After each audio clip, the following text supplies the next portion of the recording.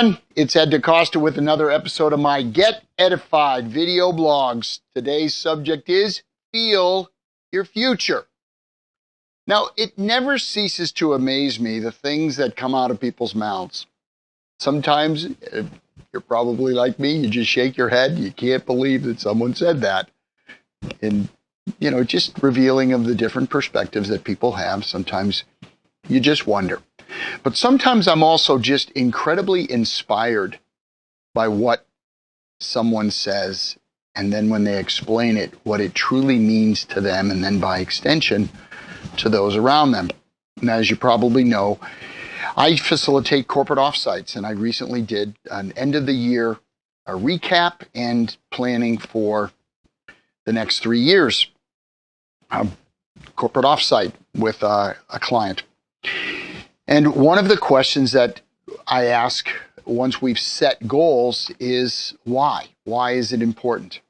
To really feel the result. Let's talk about what it will feel like when these results are achieved. So project forward in time and pretend, at least momentarily, that you've achieved these goals that we've set. What does it feel like? And again, what's the rationale behind that kind of a question is to get people in touch with their purpose and their why. Because with a big enough why, people will do almost any what.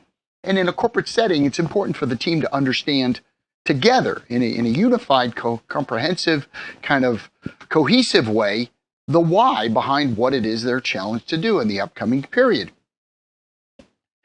And typically the responses I get, well, I'll feel satisfied and I'll be happy and I'll feel excited and all of these kinds of words. And they're quite legitimate. I'm not criticizing these words. But recently I heard a word come out of a vice president of sales' mouth that I had not heard before. And he said, when we achieve this result, I will feel vindicated. Now, the company had recently missed its numbers. And by all accounts, it was a set of circumstances where there was a lot of blame to go around. It wasn't something to be laid solely at the lap of the sales department. And he did the right thing, and he owned it, and he, took responsibility for the results. And that's just good, mature leadership.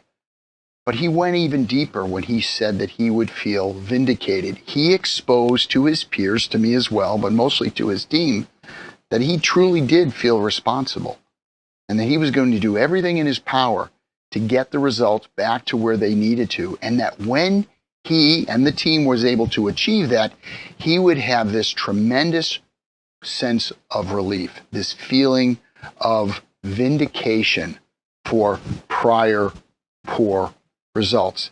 And not only was it cathartic, you could tell it kind of let the weight of the world off of this man's shoulders, but the impact that it had around the room where people recognized his vulnerability, that what he was sharing was not some superficial kind of sanitized, yes, this is my bad, mea culpa, I'll do better next time, boss.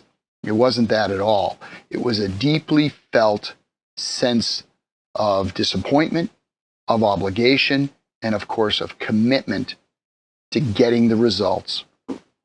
And now we just had it just a few weeks ago. So I look forward to watching them and to working with that team as they achieve these results, because now that they have this profound sense of why they're doing it, they have literally felt their future and it feels good.